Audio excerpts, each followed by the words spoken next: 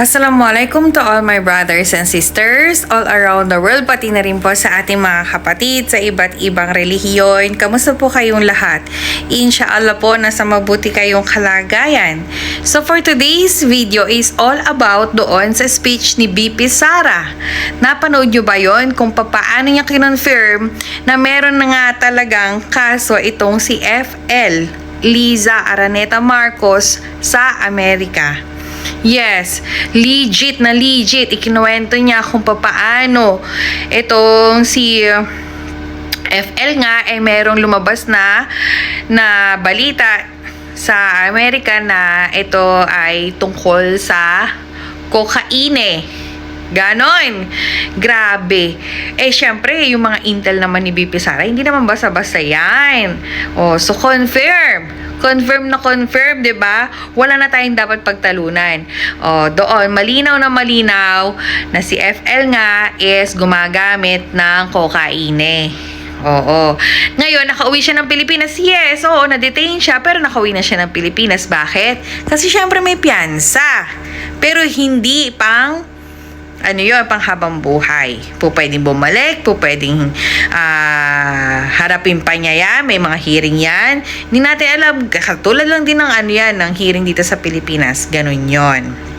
Okay? So ito, ipapakita ko sa inyo yung video para maliwanagan kayo kung paano sinabi ni BP Sara na talagang merong kaso itong si FL. Malinaw na malinaw. Okay? Ayan, panoorin nyo itong video na to.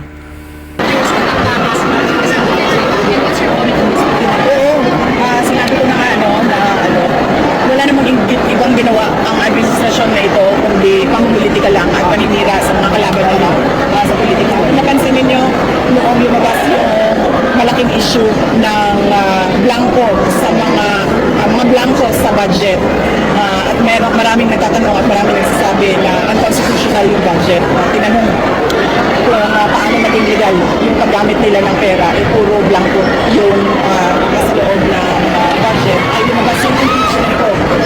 Yun.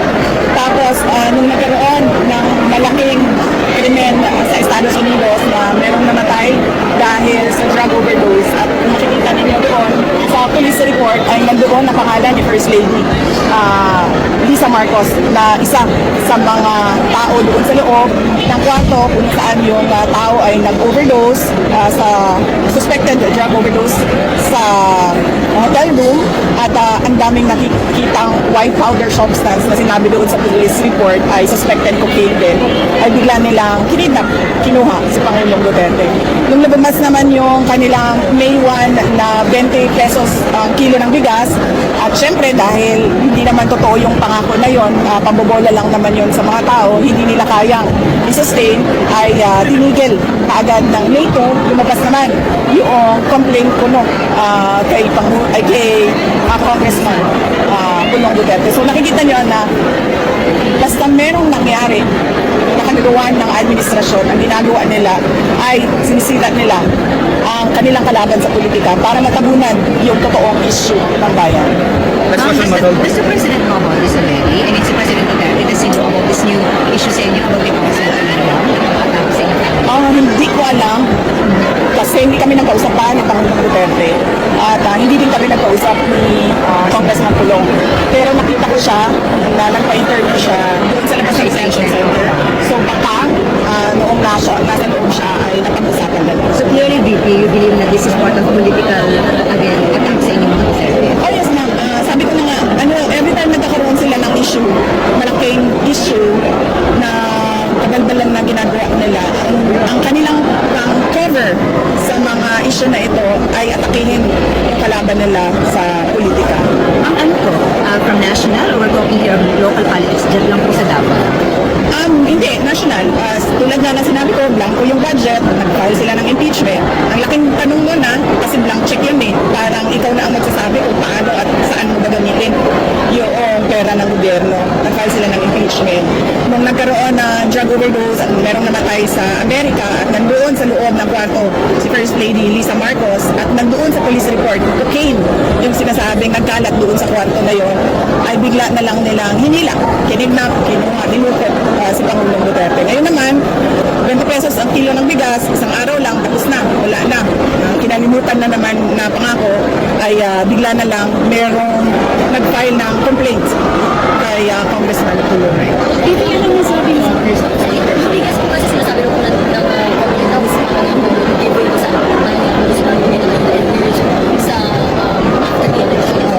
Kasi kung ayuda ang pinag-uusapan natin, ibig sabihin, meron silang nakikitang pangangailangan sa tao, di ba? Kaya nga nila in-exempt ang APAT at AIX, ayuda na kailangan ng taong bayan.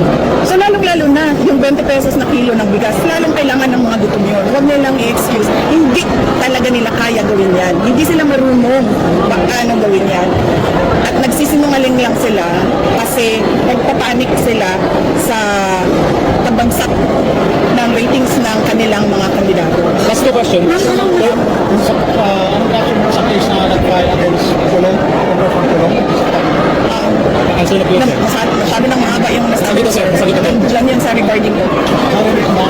Yes, sir. Bibi, anong masabi mo sa problema ng droga? Lalo kung lumalala.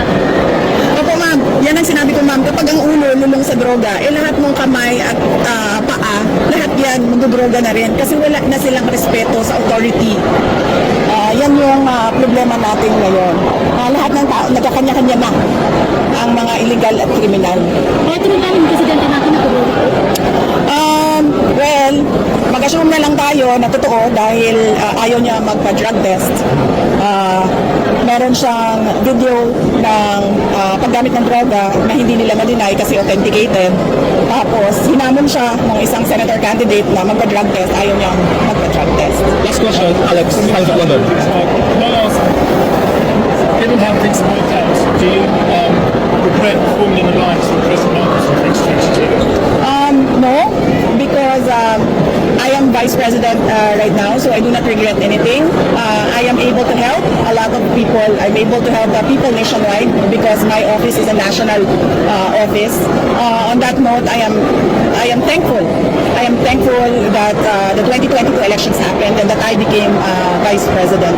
And I think this was really bound to happen. The 2022 elections was bound to happen so that everyone can see what a Marcos can do to a country, and that is just bring us to the road to perdition. Ma'am, gaano ka-importante ang result ng 2020 ng election ngayon sa susunod? Sa daw? How significant will be the result of the election now sa next election? Well, depende. Kasi pag karamihan ay oposisyon ang nanalo, ay meron na talagang magtatanong at ahadlang sa mga maling ginagawa ng administrasyon. Kaya napakahalaga ng eleksyon na ito para sa bayan. Dahil kapag dumami ang oposisyon, ay makukwestiyon na sila all the way at hindi na nila kayang takutin lang o bayaran lang yung mga tao sa loob ng gobyerno. Mga 60 ay ilang days na lang before election, what do you intend to do, ma'am, para sabihin po ng presidente yung kanyang Duterte? Araw na lang, ma'am. Opo. Tutuloy-tuloy pa rin yung kampanya namin. So, bukas meron kami sa Island Province, susunod sa Zamboanga, Sibugay, and then susunod sa North Cotabato. Tuloy-tuloy na. Pagkatapos ng North Cotabato, ginagawa ko pa yung schedule. Ang huling-huli ko, supposedly, is yung holy mass for peaceful elections sa Davao na yon. The day before, wala nang kampanya yon. The day before election day. Kung naka-schedule with PDP candidates, will you join the meeting the advance? March 8 supposedly ang meeting de avance ng PDP, pero nahihirapan ako ayusin yung schedule ko sa dami ng mga candidates na nagre-request na mabisita yung kanilang lugar at makakampanya para sa 10 senador. But with all of them, with all the candidates. Thank you. Ma'am, sorry, when you were running during the 2022 PDB and the donating tickets, ma'am, hindi ko pinapangako yung 20 pesos sa bigas. Andun po kayo. Pero what were your thoughts back then? Actually, hindi ko siya narinig. Nakita ko lang sa isang video na sumagot siya, sa isang interview ata na sumagot siya sa 20 pesos ang kilo ng bigas. Tinanong ko na lang yon after na ng election. Tinanong ko yung isang businessman ng bigas. Sabi ko, kakayanin ba talaga ito or nagsinungaling siya? Ano kung sinasabi niya itong pangako na ito? Ang sabi sa akin ng businessman, nagsinungaling siya. Kasi imposible talaga ang 20 pesos na bigas. Pero pwede siya, hindi ko lang i-share sa inyo kasi ayaw ko tulungan. Thank you. Thank you. Ask you, ma'am, yung businessman na yan sa rice na hindi talaga kaya and BBBM just lied. When was the baby? you? Hindi, magpumunta ako sa Cebu sa meron yan silang August na event ang Cebu eh. Hindi siya sinulog. May August na event ang Cebu eh. I was invited there. And so sa haba nung parada na kinakamusta ko yung mga tao, 3 beses nagsabi sa akin, Inday Sara, nagalisod mi sa pagkaon, nagalisod mi sa bugas. Doon ko unang naramdaman yung disappointment ng mga tao doon sa hirap nila sa pagkain. Pero recent lang yun, or dugay na to siya? Hindi, mga nasa DepEd pa ako nun eh. Yung event na katabi ko, si First Lady, merong pinirmahan sa car-car. Hindi ko na alam yun. Oo. Doon ka naman muna ang day that he can never fulfill the 20 pesos promise. After nun, yes. Nagtanong ako sa isang businessman. Alright. Thank you. So, ayan nga, kung paano siya nakatakas o paano siya napauwi, paano siya nailabas, hindi natin alam pare-pareho kasi wala namang malinaw na balita kung papaano ang mga nangyaring bagay-bagay. But one thing is for sure, na ikulong po siya, na-detain po siya, or na, anong tawag doon? Hinold talaga siya. Hinold talaga siya. Yon, kasi nga kasama siya doon sa may namatay ng about dun sa drugs.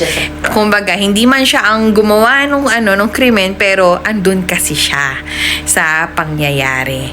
So, ayan, malinaw na ha? At hindi na to haka-haka kasi nanggaling na mismo kay BP Sara. So, yun lamang guys. Assalamualaikum.